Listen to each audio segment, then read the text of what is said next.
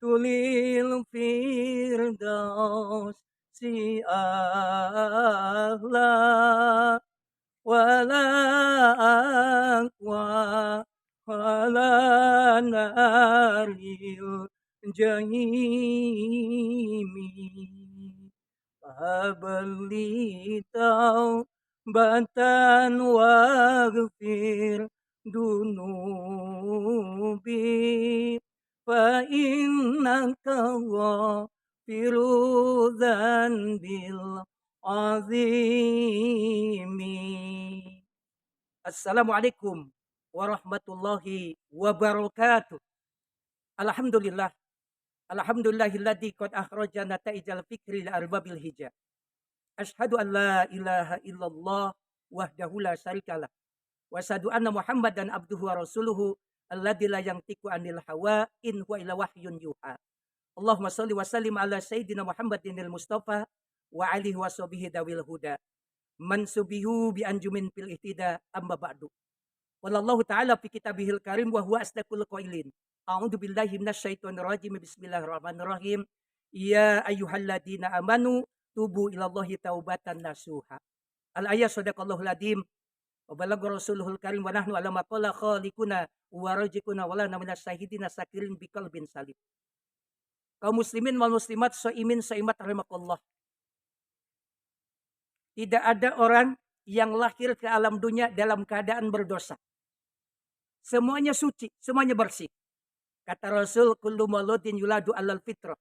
Semua anak yang lahir ke alam dunia dalam keadaan bersih, dalam keadaan suci.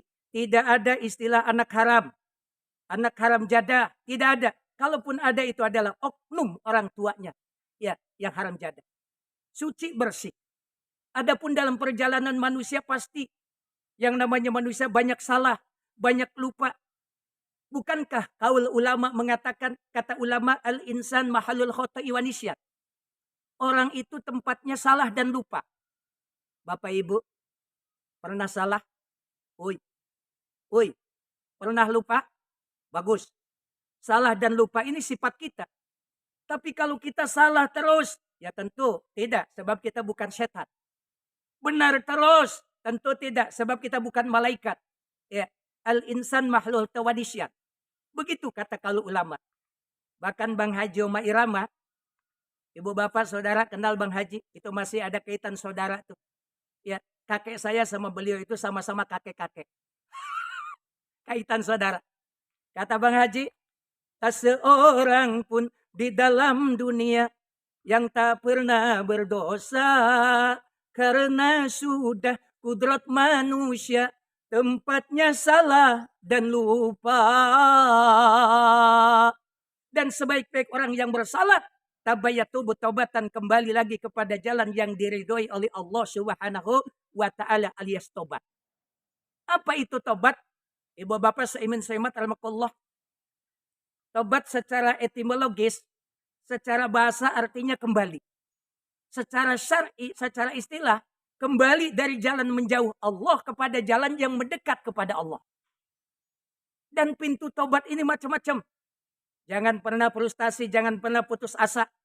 Qaribun minal muhsinin.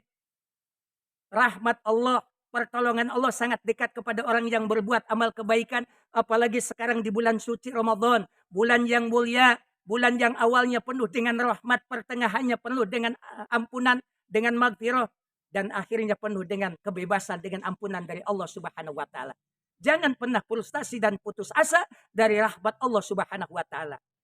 Seimin seimat rahmatullah. Konon katanya ada tobat yang disebut tobat seumur hidup sekali. Ada tobat disebut dengan tobat tahunan. Ada tobat yang disebut dengan tobat bulanan. Ada tobat yang disebut dengan tobat mingguan. Ada tobat yang disebut dengan tobat harian. Tobat yang disebut dengan tobat seumur hidup sekali lewat pintu ibadah haji.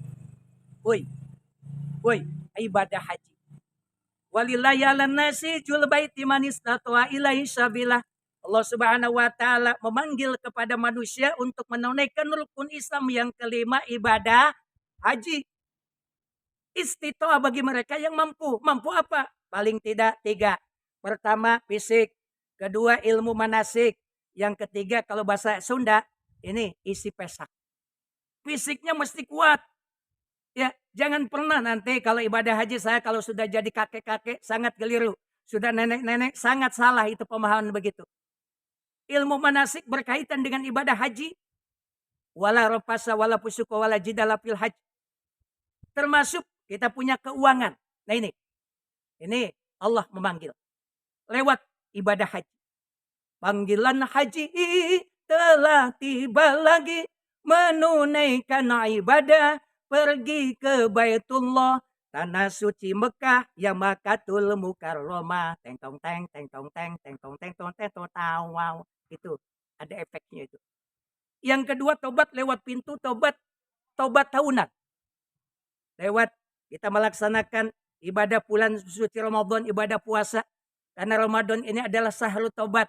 Bulan kita semua merasa dan kita ini banyak dosa. Kembalilah kepada Allah ya di bulan yang mulia ini. Jangan pernah kita berputus asa daripada pertolongan Allah Subhanahu wa taala. Ya ayyuhalladzina amanu tubullahi taubatan nasuha. Ayo orang-orang yang beriman bertobatlah kepada Allah dengan tobat yang sebenar-benarnya taubatan nasuha. Ada lagi lewat pintu taubat itu yang disebut dengan taubat bulanan. Setiap bulan kita punya rezeki, silakan perbanyak sodako, alhamdulillah. Sodako itu ya bisa mendatangkan rezeki. Sodako itu bisa menolak musibah. Sodako itu bisa mengusir kita mati dengan mati su'ul khotimah. Alhamdulillah. Itulah sebabnya kenapa orang yang sudah meninggal dunia usul kepada Allah. Dalam Al-Quran, Rabbi laula akhirtani ila ajalin qarib. Ya Rob, kasih saya kesempatan untuk hidup lagi ke alam dunia. Nah ini kesempatan untuk hidup lagi di alam dunia. Untuk apa? Fa'as-sodaqah. Untuk mengeluarkan sedekah. Ibnul Qayyim Al-Jauziyah mengatakan kenapa sodaqah? Tidak haji, ya, tidak umrah, tidak puasa, ya, tidak yang lainnya. Karena sodaqah itu kata beliau, ya, pahalanya sangat besar. Bisa meredam murka Allah. Bisa memperingan kita ketika kita sakaratul maut. Dan sodaqah ini, harta ini sangat berat nanti pertanyaan di hadapan Allah Subhanahu wa taala. Sedekah. Kebiasaan sedekah itu bagus sekali. Punya harta dengan harta. Apalagi enggak punya harta dengan ilmu. Bodoh enggak punya ilmu dengan tenaga. Tenaga juga kita sudah tua. Ya, ada dengan lagu-lagu Islami, dengan berdoa. Bahkan seorang wanita, seorang ibu-ibu yang sudah rumah tangga minta duluan ini kepada suaminya untuk bercinta, itu juga sedekah. Pokoknya kebiasaan bersedekah, sikap yang mulia bagi yang berharta dengan harta atau dengan tenaga. Senyum juga sedekah. Tuh ada yang senyum kan? Alhamdulillah. Nah, oleh karena itu ada juga sedekah. Ini lewat sedekah yang disebut dengan tobat yang disebut dengan tobat mingguan. Lewat sholat Jum'ah. Kita siap-siap ke masjid, ibu-ibu siap menyiapkan kebutuhan bapak untuk berangkat ke masjid, ini untuk sedekah dan lain sebagainya. Ada lagi tobat harian, habis kita melaksanakan sholat, berdoa kepada Allah, memperbanyak istighfar. Baik yang panjang maupun yang pendek sama saja, istighfar kepada Allah Subhanahu wa taala. Astagfirullahaladzim. Kita mengakui bahwa kita ad-dhaif, al-fakir, orang yang lemah, sangat membutuhkan pertolongan Allah. Oleh karena itu, kaum muslimin dan muslimat seiman semat al-maqallah. Orang yang mau melaksanakan tobat ini ada syaratnya. Pertama, dia mesti berhenti dari perbuatan yang menimbulkan murka Allah. Yang kedua harus menyesali dosanya. Yang ketiga berjanji tidak akan kembali untuk melaksanakan dosa. Kalau hubungannya dengan manusia, tambah satu lagi. Ya, bebaskan, ikhlaskan kaitan dengan utang piutang, bayarkan. Itu saya kira. Dengan demikian, sebagai kesimpulan, bahwa manusia itu tidak ada yang suci, tidak ada yang bersih.